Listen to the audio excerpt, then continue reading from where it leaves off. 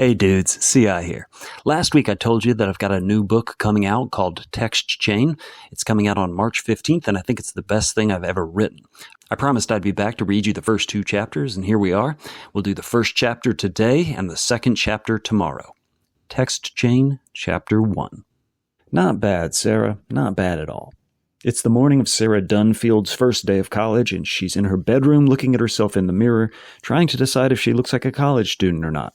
She spent hours yesterday deciding what to wear. Literal hours. She started with her best clothes, her fancy clothes, but decided it was a little too formal, like maybe she was trying too hard. Then she went with black stuff. Black jeans, black shirt, black beanie. She actually liked this look. Black's good on her.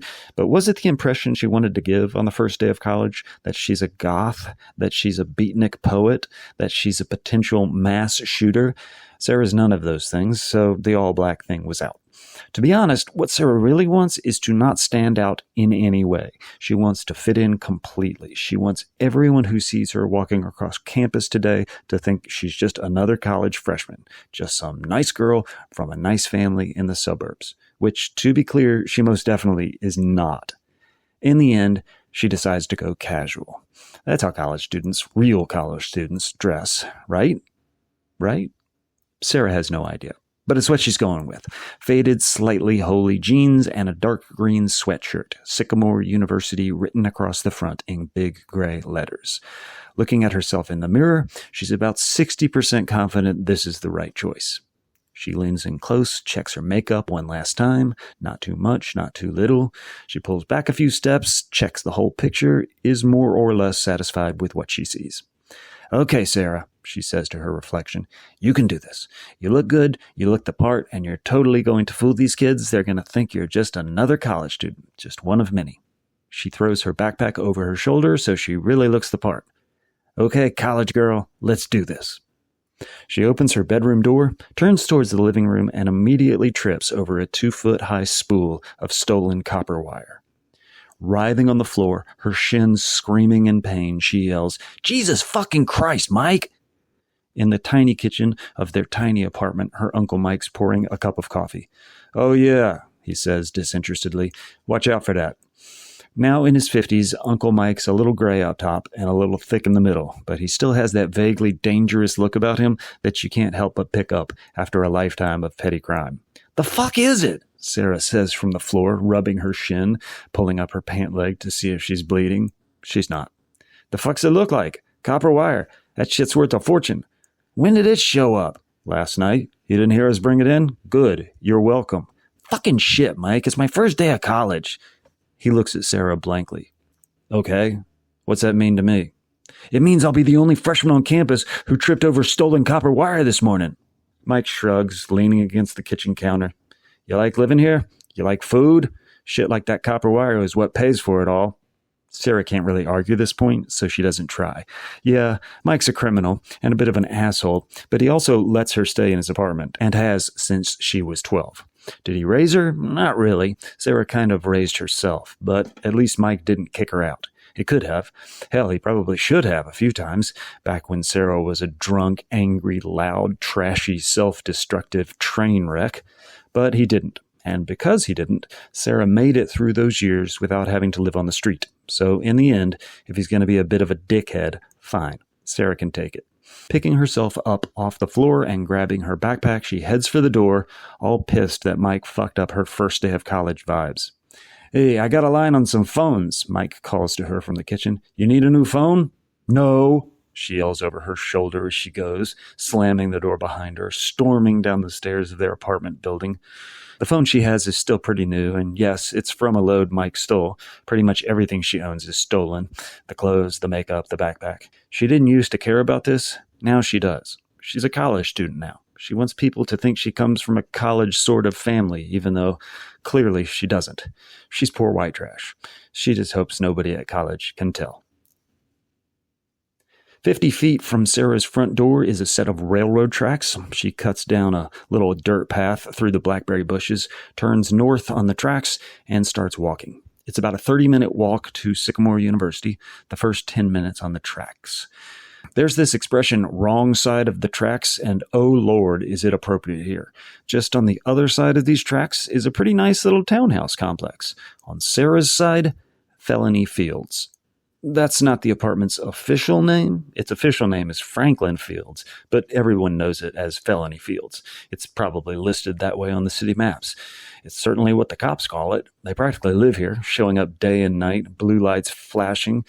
It's been a while since they've come and talked to Sarah's Uncle Mike. Fingers crossed they don't show up today. If they find that copper wire before Mike can sell it, his dumb ass is going to jail. And who the fuck knows what's happening to Sarah. All this time she spent cleaning herself up and getting a college scholarship.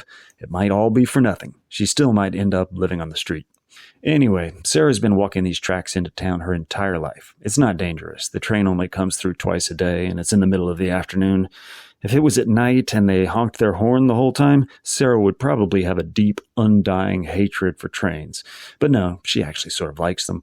If she's home when one goes by, she usually comes out on the balcony, leans against the railing and watches, waves to whoever's driving, tries to get them to honk their horn. They never do.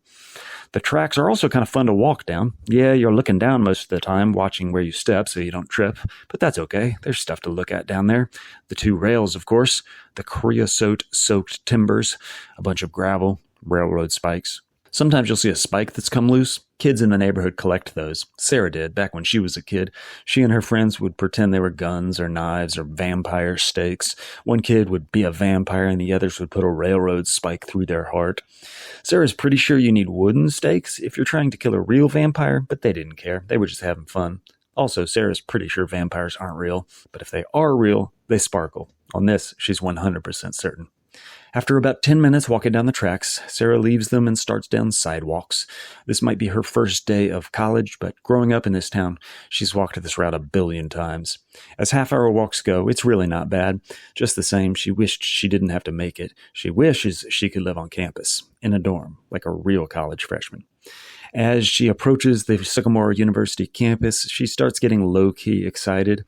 Yeah, she's been on the campus a bunch growing up, but she's not over it. She still loves the place. When she gets to that stone wall out front, when she turns that corner and sees the campus open up in front of her, a huge smile spreads across her face.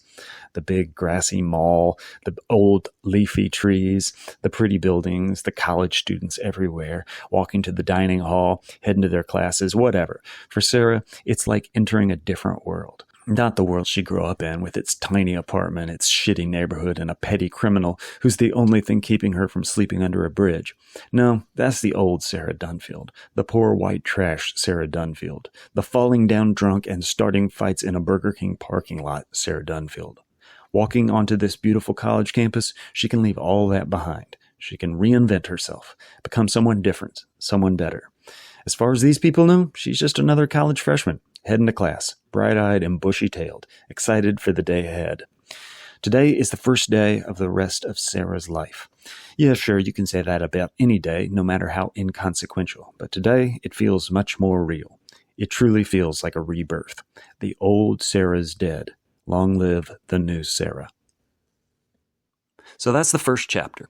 The book comes out on March 15th, but how's this for a deal? If you promise to write an honest review on both Goodreads and Amazon, or the bookseller social media platform of your choice, I will email you a free digital copy of the book right now. I'll put my email address down in the description of this video. Let me know if you'd like the free book and whether you'd like a PDF or a read-only doc.